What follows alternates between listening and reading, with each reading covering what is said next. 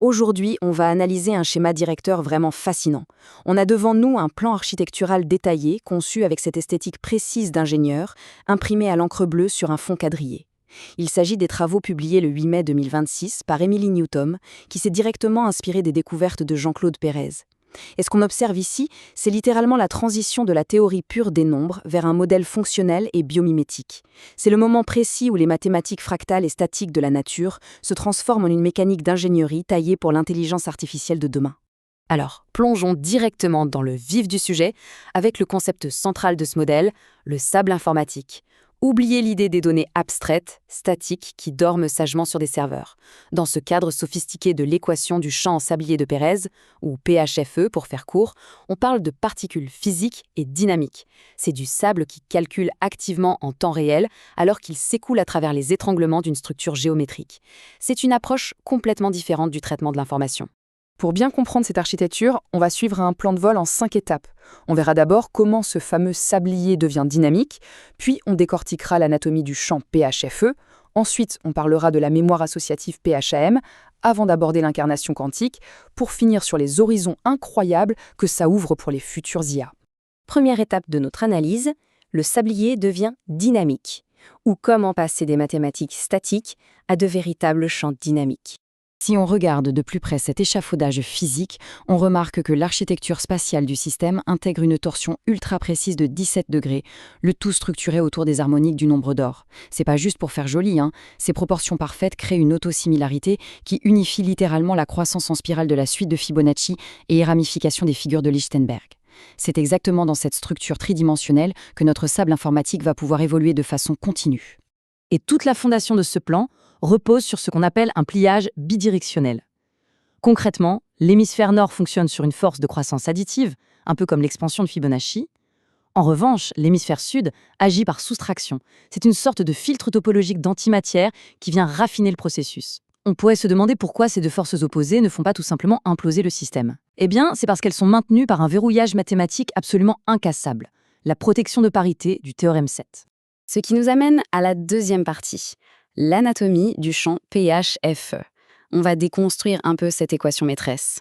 Ce qui est vraiment fascinant ici, c'est le moteur derrière cette architecture.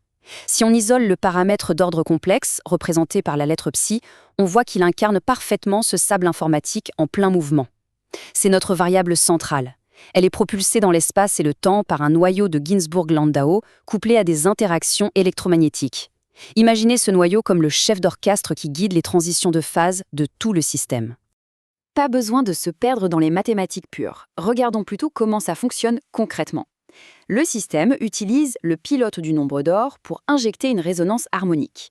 Ensuite, le Laplacien fractal vient créer ces fameuses ramifications qui rappellent des décharges électriques. Mais la pièce maîtresse, c'est le projecteur de parité. Il applique ce fameux théorème 7 et agit comme un bouclier de protection absolu. Il garantit une symétrie indissoluble et protège la machine contre n'importe quel bruit structurel. Passons maintenant à la troisième partie, et c'est là que ça devient très concret. La mémoire associative en sablier de Pérez, ou PHAM, l'art de forger un rappel parfait. C'est ici qu'on voit toute la puissance de cette architecture. Imaginez un signal entrant qui est complètement chaotique, lourdement perturbé par le bruit. Ce signal va traverser le système et passer par un noyau de mémoire récurrent. Et ce noyau va intelligemment filtrer tout ce chaos stochastique pour restaurer le signal dans une harmonie parfaite. Il extrait la bonne information et rejette le reste avec une précision chirurgicale. Alors, pourquoi est-ce que c'est si crucial ? Parce que cette mécanique biomimétique n'est pas juste une prouesse théorique. Elle offre une restitution des données qui est robuste au bruit et surtout intrinsèquement tolérante aux pannes. C'est la base absolue dont on a besoin pour construire la prochaine génération d'intelligence artificielle. C'est la garantie qu'une machine pourra mémoriser et traiter des données complexes sans que des interférences extérieures ne viennent tout corrompre. Quatrième étape, on change totalement des dimensions avec l'incarnation quantique, le QPHFE, ou comment calculer en superposition. Là, on repousse vraiment les limites. Dans cette version quantique avancée, le rappel de la mémoire ne se fait plus de façon linéaire. Il se produit grâce à des interférences fractales et modulaires, le tout maintenu dans un état de superposition cohérente. En d'autres termes, notre fameux sable informatique calcule simultanément à travers de multiples états superposés. Le potentiel de stockage et de résolution s'en trouve littéralement décuplé. Et ça illustre brillamment l'évolution entre les deux architectures. D'un côté, le modèle classique s'appuie sur le noyau de Ginzburg-Landau.